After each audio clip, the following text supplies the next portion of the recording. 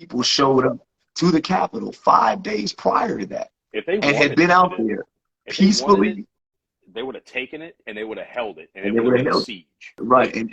And then all of a sudden, the day of, this chaos breaks out.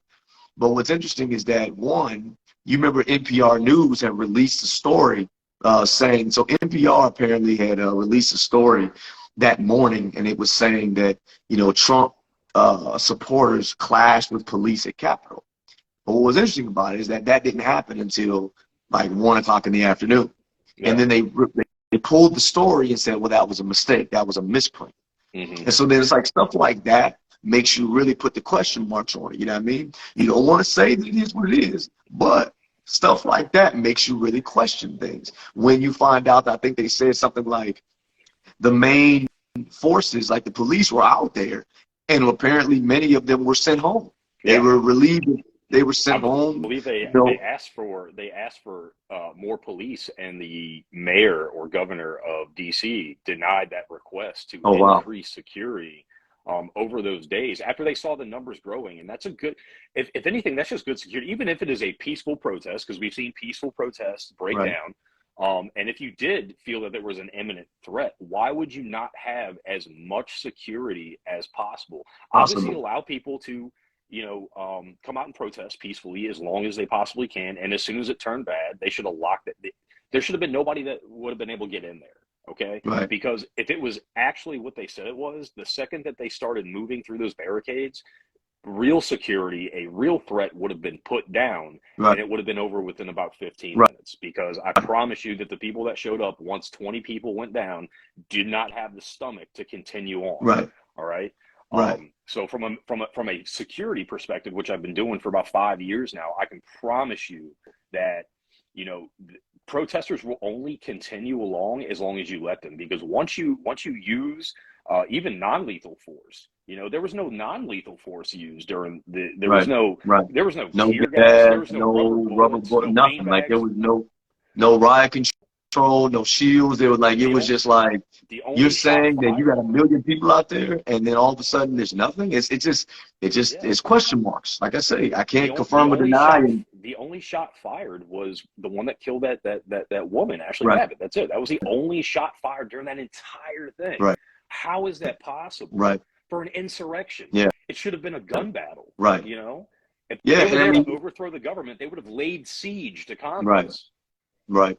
And and it's just like I say, and there's and like I said, people in the comments who are listening in, please, we'd love to hear your thoughts, your perspective on the situation. Absolutely. We'd love to hear what you guys think about it. Do you think that we're right, or do you think that we're totally off base? I mean, like we're just trying to analyze the facts of the situation, because I think this is one of those pivotal points that constantly causes our society to shift in one direction or the other. Because it's like whenever, say, the conservative side starts to get more traction, it's always brought up like, oh, yeah, but you don't want to follow them because of the insurrection. You know how crazy them folks are. Or whenever the liberals start to get a little lean, it's always, oh, but look at them crazy drag queens and, all kind of stuff. And so we throw these things out at each other as a constant like staple to bring us back to look at me, look at me, look at me, as far as the government and the media, and pointing us in the direction where we want to go.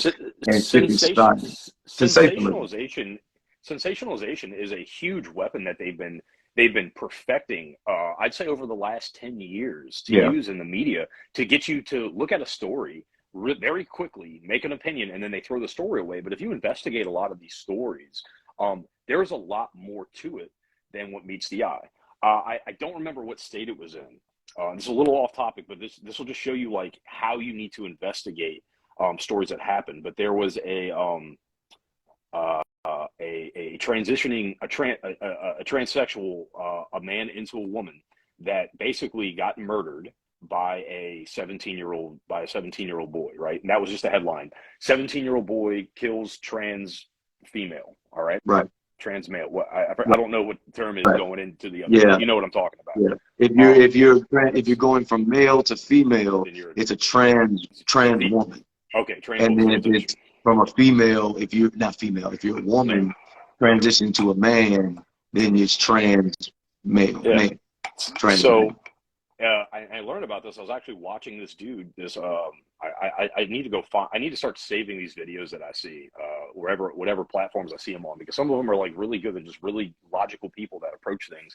And this guy's saying, he's like, hey, if you look at this, he's like, this trans woman that was killed was 39 years old. So essentially, this was a 39-year-old man that transitioned into a female and then was going to have sex with a 17-year-old boy, and the boy found out and then killed him. We're completely obliterating the fact that that's statutory rape in some states, 16 or 17. I believe it was statutory, or a very, at minimum, a very wide age gap. And once he figured out that this, woman was not a complete woman, he lost his mind. I mean, I'm not going to condone murder because I can't do that. I don't think it's right. But I can definitely see where this guy's coming from. That one, you got targeted by an adult, and you're not an adult. Two, that adult was not what they said they were, so you essentially got catfished. And three, you're not emotionally and mentally mature enough to process that, because now you brought up, like, am I gay? You put a lot of things in his mind. So that I believe, not that I'm condoning what happened. I think that honestly, she should have been arrested, if anything. But lying about that type of stuff. But the way they put the story out was just, another transsexual killed by a conservative male. They put ages out. They didn't put the situation out. They didn't put anything out. And they want you to look at it, make an opinion, and throw it away. Same thing with January 6th. They come out with a new piece of information. They're like, this is what happened. Trump made a phone call to fucking Randy, and that got the violence started. And then you go back and look at it, and Randy was like the Uber driver for the day or something like that.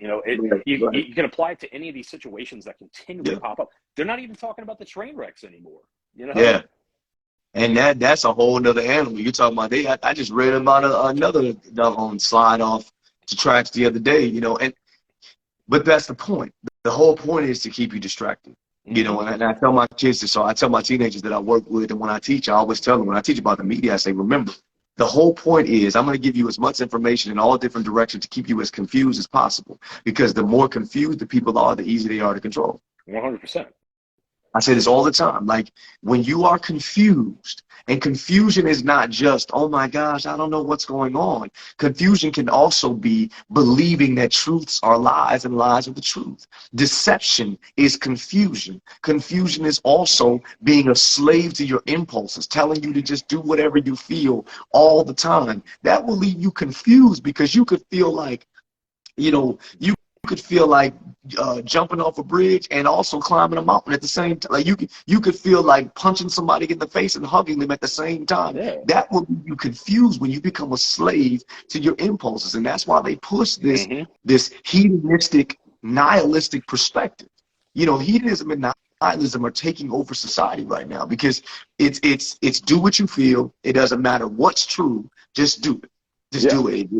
If it feels good, it's right. And that is what led to the fall of the Greek Empire. It's also do what you feel, regardless of how it impacts other people. And that's the part. Because I'm a huge fan of freedom. And honestly, I don't care what people do, as long as you don't infringe on anybody else's happiness or freedom or rights, and you don't mess with kids. Right. Yeah. Kids is that's a big one. So I think that. Go ahead, my bad. I was just saying, like, and I feel like that's such a simple rule to follow. You know what I'm saying? Like, if I want to go work out in the gym, as long as I get my workout in, I'm not keeping anybody else from working out intentionally, and I leave, I can do whatever I want in the gym, right? You should apply that. You can take gym logic and apply that to the whole world. Do it, by all means, do whatever makes you happy. Worship any way that makes you feel happy. Believe whatever makes you feel happy. But the second you start hurting other people, the second you start infringing on other people or violently attacking other people's ways of life, I mean, you've crossed into a line where you're not the good guy anymore, man. Like, that's just the truth of the matter. And a lot of people believe that the end justifies the deed. So if by the end of whatever they're doing, will get them to whatever place they want to be, whether it's their political, religious, or moral ideology to the top, then who cares what happens at the bottom? It doesn't matter how much dirt you have to do to come out. But none of these people on either side in any of these thought processes are coming out of this clean. Everyone's going to have dirt and blood on their hands. Yeah, you know, and it's crazy because we kind of, it's like what Patrick Henry said in Give Me Liberty, Give Me Death, that monologue when he says, you know, we are apt to shut our eyes to the most painful truth.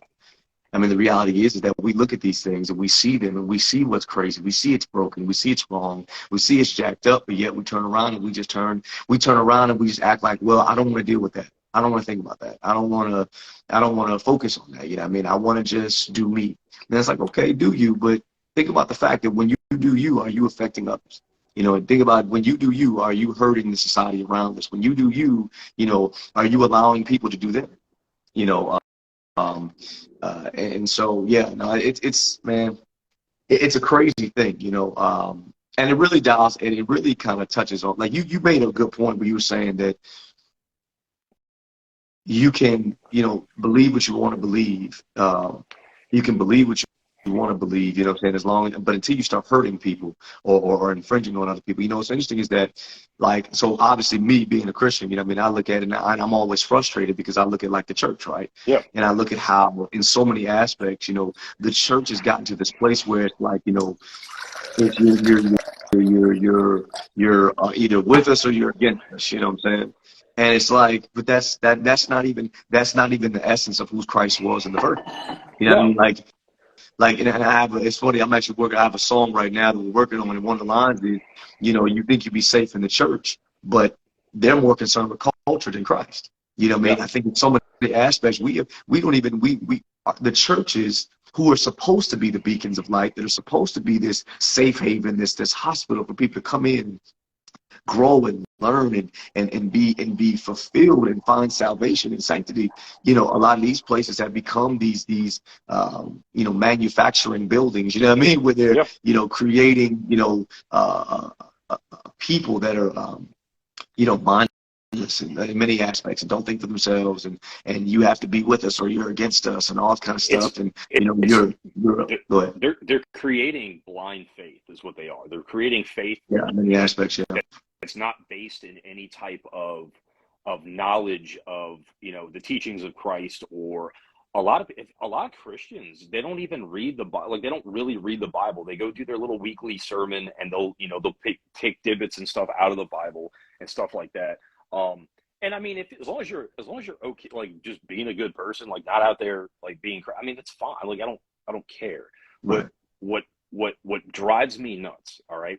What drives me nuts, especially as a person who's not a Christian, but I'm willing to talk about it because I do know a decent amount about Christianity. Right. If you can't sit there and back up you know, when you just tell me, oh, it's part of God's plan, that's why. Well, that's not why. Okay, you don't get, you know, everything good that happens is God's grace, and everything bad that happens is part of a plan that we as humans can't interpret or understand. Is, in my mind, is a huge cop out. You know, there has to be some type of interpretation, some type of delegation. Give me a reason why just you in particular, not you right now, but like you and Right. whoever I'm talking to, why do you believe what you believe? You Right. know, telling me it's just the way it is doesn't do it for me. And that's why you're going to see people. You've seen a huge, I would say, a huge walk of people, especially around the world, walking away from these major religions because Yeah. they have gotten to the point where they've become almost toxic Right. to these newer generations. They don't want anything to do with them. I've seen it in Iraq.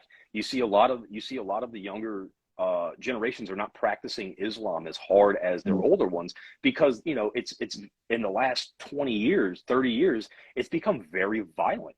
You know, Right. it's very violent in the Middle East. I'm not Right. just talking about, you know, Muslims against non-Muslims, just Right. in the Middle East against each other and these Yeah. different little sects. Right. And Christians haven't experienced that, you know, in more recent times where, you know, the Baptists are at war with the Lutherans and the Lutherans are at war with the Right. Catholics Yeah. and the Catholics Yeah. are at war with everybody. Right. And it's because like, I think we went through our period in history, or the Christians went through their periods in history where they had all that happen. And now everyone's Right. just kind of in their own little areas Right. doing more of a, you know, Bible war where everybody's Right. interpretation is trying to, because I Right. was in Right. Barnes and Noble the other day and I found, I think I counted 27 different versions of the Bible on the shelf. That was just me counting there before Right. you know, I got bored and I walked away. But 27 different versions, and if you Yeah. open them up to the same page in the same in the same uh, verses, if you pull them up to each other, the let's say the New King James version and the old King James version or the New International version or whatever Right. version, you're going to read the same story in two different perspectives. There's a Right. good possibility that you will not be able to interpret them similarly. And one of the best guys I still follow, and I don't know if I'm going to get in trouble for saying his name without like asking him, but his name's Dan McClellan. He's a religious scholar, and I love the way he breaks down the Bible. And one of the things he likes to say is that, as we read the Bible throughout history, it is a negotiation in what we're basically willing to accept and not accept as it pertains to the Bible. What's acceptable in our society today. You can make the argument that slavery was not only acceptable but expected at the time of the writing of the Bible, and there's plenty of passages that support and don't necessarily condemn slavery, but we have negotiated our way through that to this day, understanding that was written at the times, and that can be applied to anything, to homosexuality, to all kinds of stuff like that. And I try not to be a proponent for or against a lot of things, because I take the spot of, if it doesn't affect me, then I'm probably not going to take a position on it. I can talk about it if I know anything about it, but as far as like a general feeling of it, like, do I think you can be gay and be Christian? Sure. It doesn't bother me. If it bothers Christians, that's a thing that the Christians have to do. Same thing with Islam, same thing with Judaism, hell, same thing with Buddhism. That's all a negotiation in your own text and your own beliefs and stuff like that. And when you were talking about the church and your line in the song about, you thought you could find a safe space in church, I think a lot of these younger kids are not finding safe spaces in church anymore. It's very doom and gloom. A lot of religion is very doom and gloom. If you don't do this, you're going to burn. And I think it's time to, if Christianity and Islam and everything is going to survive through the next few generations, I think it's time to sit down and reevaluate. It's time to have religious councils of like, okay, so we have had an unchanged book, for several thousand years, and it's getting very, very hard to teach this to a younger generation. And you find a lot of, especially people like yourself, who go outside of not the teachings of the Bible, but you're trying to find new ways to put the message out of how it applies to a modern society that doesn't look through the eyes of someone in the first or second century during the Roman era, or even beyond. If you go into the Torah, it's very hard to sit there and negotiate your way through that, because it's just it's so far and so distant in a way. I think that drives people away. And stuff like that. So I think we should have a whole show just talking about basically what and how we believe in things. I think that'd be a really good, interesting show. That would definitely be a good one. I'm down for it. Yeah, I'm down for that. I think there's so many aspects. I mean, so it's funny. I have this conversation about the Bible, about church, and all that kind of stuff all the time, and how we like the message doesn't change, but the methodology can. And I think that's where a lot of people get mixed up with. As we see, such a fine line, though. It's so funny. It's such a fine line because you have this idea of the methodology changing, but then you have like these, people who try to be like extra like hip and cool, and like they'll be like, yo, you know what I'm saying? And David had to get his lick on, like and it's like, okay, to where it almost, and don't get me wrong, I'm all for teaching, but like when I teach to people, when I teach the youth, right? If I'm talking about the Bible, or I'm talking about, even when I talk to your adults and stuff, yeah, I'll use, modern analogies and languages and stuff like that to kind of make things make sense. I get that. But you don't want it to become off where it almost becomes comical. You know what I mean? Where it's almost like, you know what I'm saying? Like you had these some of these pastors and they'll be like, yo, Jesus hit a lick on the, and or the devil tried to, it just, I don't know, sometimes it comes off a little comical. It comes off like a joke. And young people get this mistake and think young people are so shallow that they can't deal with hard truth. And the reality is that most young people, they want you to just be real with them. They don't want you to, one of the things that makes young people lose respect for somebody is when they come in and try to be something that they're not. Even though 90% of the generation is trying to be something that they're not. They still can see, you know what I'm saying? They can still see, though, that when you as an instructor or a teacher or a leader or a politician, whatever case is, when you come in and you try to be something that you're not, trying to appeal or pander to that person, then that's even more disrespectful. And like I tell you, I remember, bro, I remember perfect examples when like when I think Hillary Clinton had come on that like a black talk show or something like that. They were doing some internet interview. Like Hillary Clinton comes on there, and they were like, you know, how do you connect it with the black community? They asked her something like that. And I remember, I forget the context, but I remember she pulled a thing of hot sauce out her bag, talking about, oh, man, you know, I'm with the folks, and pulled out some hot sauce out the bag. And they like laughed, and when they were like, oh, snap, okay, bro, what? If that is not one of the most stereotypical, ridiculous things I've ever seen in my life, you know what I'm saying? Like, you think because you connected to the black community because you pulled some hot sauce out your bag. You know, and this is nothing against, you know, or when the George Floyd thing and you had the Congress members put on the kente cloths and all that, and they knelt for 8 minutes, you know, it's like, listen. Because what happens is it becomes almost comical because now it's virtue signaling, it's gaslighting, it's everything you can put into one ball of superficial support. You know what I mean? You literally, you know, when you're telling a biblical story and, you know, Jesus and his homeboys and they was, you know, kicking back, chilling and da-da-da-da-da-da. And don't get me wrong, I've told stories in ways that young people could receive them, but I'm still going to keep it real with you. I'm not going to put on you know what I'm saying? Like, there's just a fine line to it. You know what I mean? There's a fine line to how you present the information, you know, because when you try to be so extra cool and hip and da-da-da, kids lose respect for it. It doesn't have the impact of just becoming raw and real truth. You know what I mean? But then on the flip side, when you become further on the far other side where it's all hellfire and brimstone, you know, now it's scare tactics. Now you're doing this whole, you know, you need to listen to me or you're going to die and burn in the deepest pits of hell. And don't get me wrong, I do believe that hell is a place. I do believe that heaven is a place. I do believe these things. But how we present these things, because remember, the whole idea is that if you listen to Christ brought people to a point of decision. You think about it, Christ never told anybody what they had to do. No. He told them the truth and gave them opportunity to choose it or not. He said, this is what it requires. You can choose it or not. This is what I offer. You can choose me or not. That's the reality. He said, hey, you know what I'm saying? Go forth. Hey, this is reality. Go forth and sin no more. Because that's what led you to this point. You know what I mean? It was never a matter of, you know, I am God and you need to do this and do that and do this and do that. No, he called out the religious folks for doing that. You know, the Pharisees and the Sadducees and all that. He was like, yo, y'all tripping, bro. Y'all don't know what y'all talking about. Well, we as human beings have a very long history of misunderstanding, misrepresenting, and misteaching messages. Absolutely. And you know, and once again, like we're looking at stuff that's 2,000 years old and older. Through lenses of modern day people and trying to say the same message in the same way, and it doesn't compute anymore to people, and that's why you see a rise in paganism, you see a rise in atheism, and a rise in universalism, where it's more along. Universalism is a big one right now.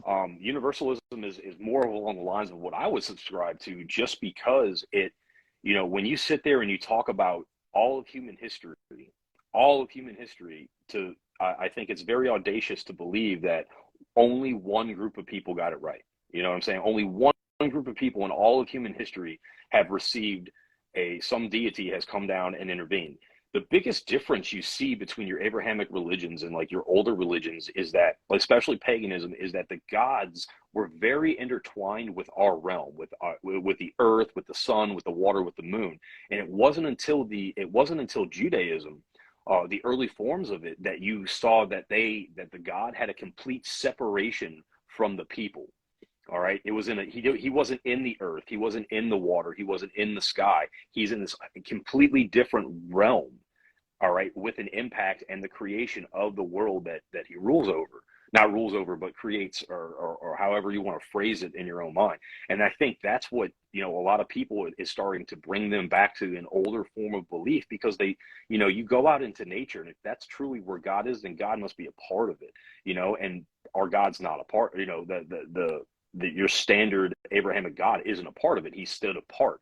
He goes so far as to be apart, to show that he is the only and one true God, to separate himself from these older gods, especially in the beginning time. So it's very, I think you're going to see a much bigger movement into universalist belief systems, because it speaks more to people. And I think the job that these Abrahamic religions have in order to keep people is they're going to have to find a way to bridge that gap. Now, whether it's a reinterpretation or a negotiation of older texts, that might be a possibility. But for all of those belief systems to continue on the path they are, they're hemorrhaging believers left and right, just because it just isn't for the modern day person. It doesn't speak to them. It doesn't bring them any solace in these dark times. And telling people that the apocalypse is upon us, that's not going to help out either. Especially newer people who are like, I just got born into this. This ain't even my fault. Like, why do I need to get saved? I didn't do anything wrong yet. I think so. The message can remain the same, but it needs to be taught in a way that speaks to this newer age of people. I think I said that about the best way that I know how to say it. I can only tell you what I've seen, right, around me. Well, and it's very hard to have a lot of conversations.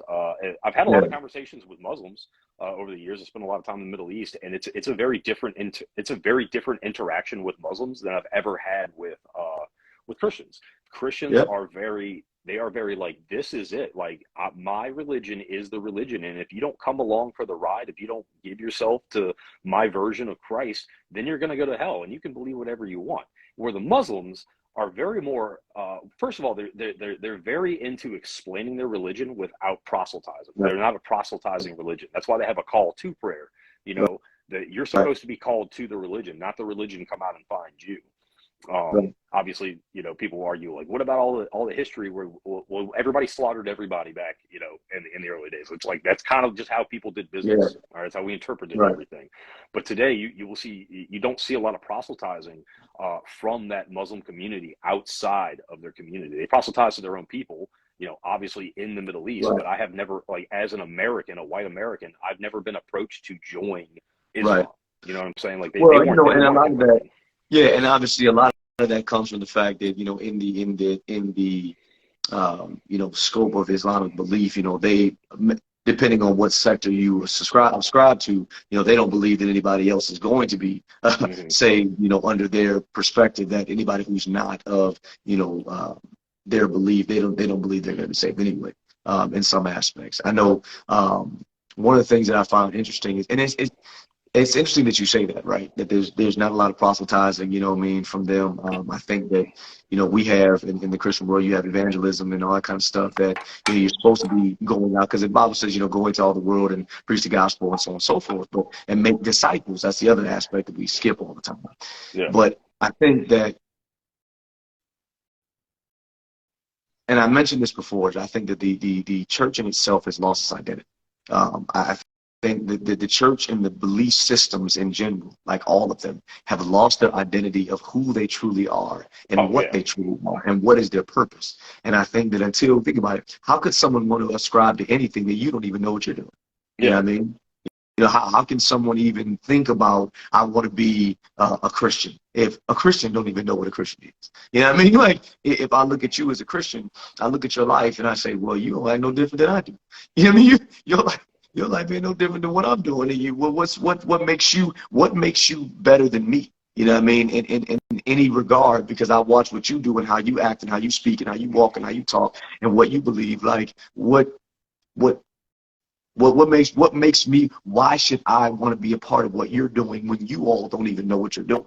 Absolutely, and I think that, and that's why I like hearing, obviously hearing from your perspective. You know what I mean? Because I can say that even though you and I both know, like, I like to dive into all kinds of different perspectives and thought processes and things like that, but I am coming from that Christian background, you know what I mean? And so I do have those certain perspectives, and I do believe that when we talk about God, and we talk about the world, and we talk about, Christianity, we talk about religions and all these kind of things, I think that there is a very real disconnect between what is and what we believe it to be. Yes.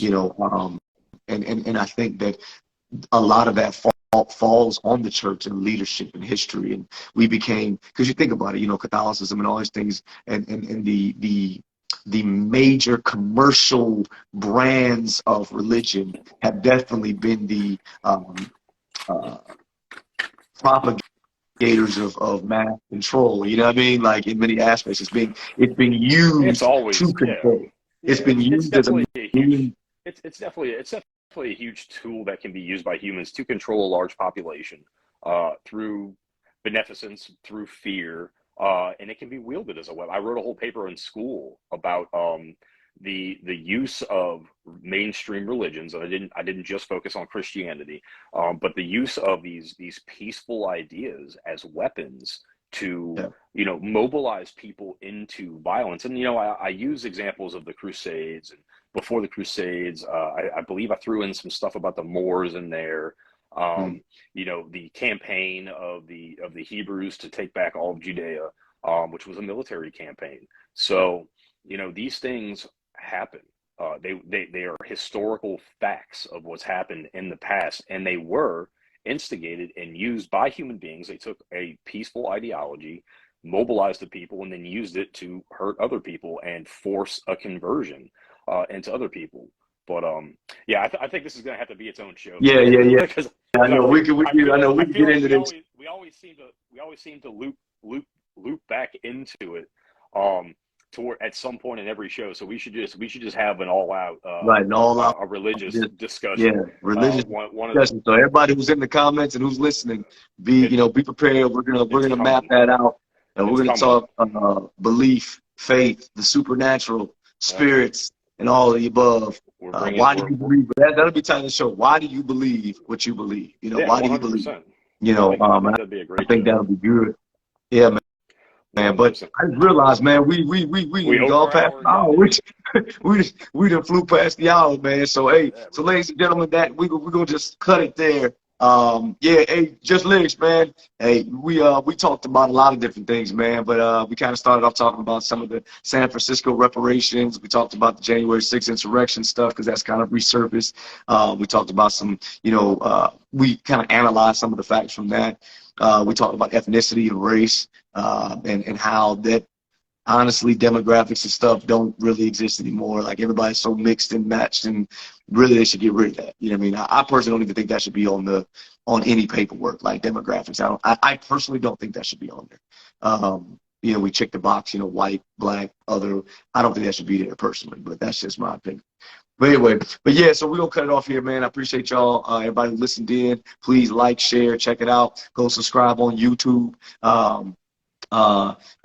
Go subscribe on YouTube at The Real Talking Points. Make sure you follow Zero Foxtrot, man, 2813. Follow me, Reach the Poet, and leave your comments. If you want to hear us talk about something, please leave it in the comments. Send us a DM. Answer the story, whatever the case is, and we will happily jump into any topic that you guys want to talk about. So it's a good time, and anything you got? No, man, just everybody, thanks for stopping by. I think we made it all the way to like 6 people watching at one time, so we're starting to climb in those numbers, man. People are getting interested, and we'll post everything to the YouTube channel in a couple days, and I'll post a link when you post this to Instagram. I'll post a link to the YouTube channel under it. That way, people can go check out the channel and see all our. I think we got like 6. We got 6 full episodes up there. Plus, I got some shorter content on there. Right. And we're gonna be. Once I get, I'm going on another trip tomorrow. I'm going to Niagara Falls. When I get back, I'll be a little more active. Yeah. And we'll try to get back to our weekly. That'd be good. Our weekly show, especially while I'm in the States, the timing's a little bit easier for us to get it all synced up. Yep, for sure, man. All right, bro. Hey, welcome back to the States, and we'll see you next week, yo. Peace. All right, peace.